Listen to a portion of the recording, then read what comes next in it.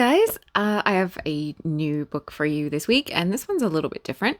It's called The Road to Bard by Christopher Gaze, and it's subtitled A Legacy of Shakespeare on Canada's West Coast. Bard on the Beach, the long running Shakespeare festival held in tents near the ocean in Vanier Park, has long been a staple event of the summer in Vancouver. In 1990, Christopher Gaze launched the festival, and since then it's delighted patrons and locals and employed homegrown talent. This book is the memoir of the man behind it all, from his start in the UK, where he was born, trained via the Old Vic in the 70s, and landing on Canadian soil, and his 50-year career in the theatre. It's also the story of Bard itself, its ups and downs, and all the little stories that go into the history of those tents by the beach. I love going to Bard on the Beach every year. The day tickets are released, I make sure I have a pair of tickets to see something, usually a comedy. I love that the plays have fun playing around with themes and costuming. Sometimes they are traditional Shakespeare, but sometimes they're set in the Wild West, a dystopian future, or a modern local rec center. It's quite creative. The festival uses a lot of volunteers to run itself, and they are everywhere, ushering you to your seat, selling you a snack. A lot of them return year after year to help out, many of them for decades. So it's a local institution at this point, and it's when you go, it's incredibly wholesome as well as fun. It's summer when it's held, and through the back of the main stage, you can see the sun setting as you watch the play. So it's something really special. And of course, Christopher Gaze is the man who came up with the plan, the founding artistic director. As a trained actor and one steeped in English theatre at that, he has a certain way of carrying himself and speaking, and the book captures that really well. It felt like as I was reading it, that we really get the man that we see at Bard on the Beach.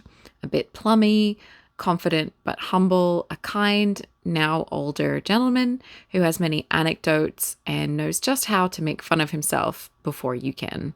His tone is very British, a little Enid Blyton and Agatha Christie kind of esque, even though he's been in Canada for longer than I have been on this planet. He's from a kind of old-fashioned Britain that we, like, you kind of see it in TV and movies, but it's long gone now. It's a kind of old world. In this book, he's sort of got this tone where he's like on a boy's own adventure in life. He's a good lad who's off to see the world and eventually be nominated for a bunch of actually pretty impressive awards and honorary degrees. He has the Meritorious Service Medal, Order of BC, King Charles Coronation Medal, and honorary degrees from SFU and UBC, and a bunch of other stuff too. I feel like that sounds a little bit close to casting shade in his direction, and I don't mean it that way. He's a very likable person, and his business acumen and creativity are truly impressive. I liked the person I spent time with while reading this book. I also felt, however, that it felt a little bit polished and at one remove.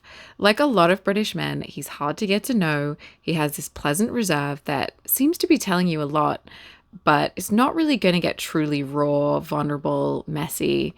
I felt after reading this that I know his story, but perhaps I don't really know him any better than I did before.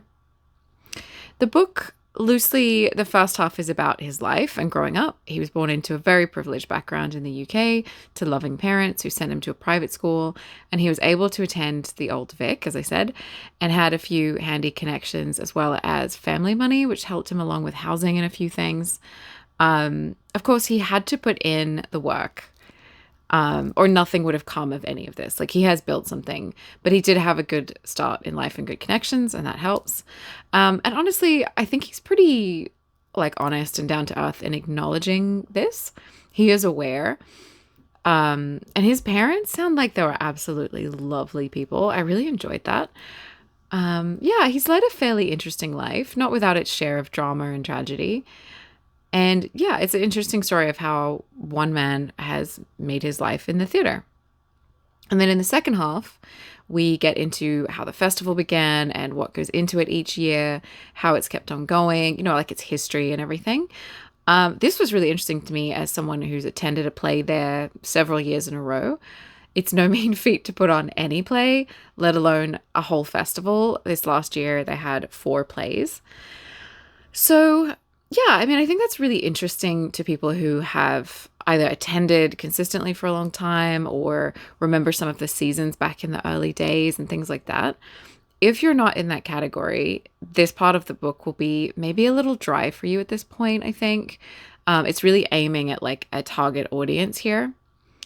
But yeah, on the whole, if you're either, into local history or theatre history, or have ever run like a festival, this book is quite interesting. There are so many elements that go into making a play happen, and there's a bit of alchemy when it all comes together. When it comes together consistently for decades, that's magical and quite remarkable, and it's worth celebrating. If you're a student of theatre or acting, this could be a really interesting book to pick up and read. As a memoir or biography, I think it's quite a pleasant read, but it has a more limited reach. There are some interesting and funny stories about some famous names and faces, including George Bush, Pete Postlethwaite, Kate Hepburn, and a few other luminaries. But I think for readers who don't know Gaze from Bard or his other work, it's maybe not dramatic enough, perhaps, to like hook you in. His life is happily almost a little bit too charmed for the drama of a celebrity biography reader, who are kind of maybe looking for a little bit more, something a bit more salacious as like a hook. But yeah, I quite enjoyed it, to be honest.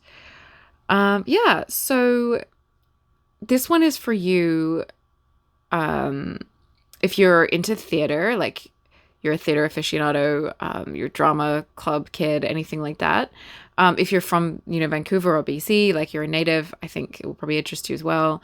Yeah, and if you're a fan of the festival or Christopher Gaze, like, then this will be for you. But if you're kind of outside of that,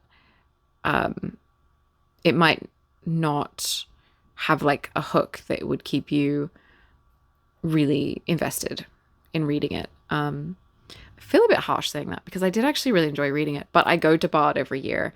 And so, yeah. This book was not sent to me. This is one I purchased myself. They had a little book launch at Bard on the Beach, so I got to go to that. And that was really fun. So, yeah, not sent by the publisher, just one from my own little TBR. Yeah, do you guys like going to the theatre? Any of you theatre buffs? I'd love to know. Maybe you were in drama club at school or something like that. Please tell me. I'm always interested in these things. If you've read this book, let me know what you thought, because I feel like other people are going to have a different opinion on this one than I do. And I always love to kind of, expand my thinking and stuff. But yeah, thank you for watching, and I will talk to you again soon.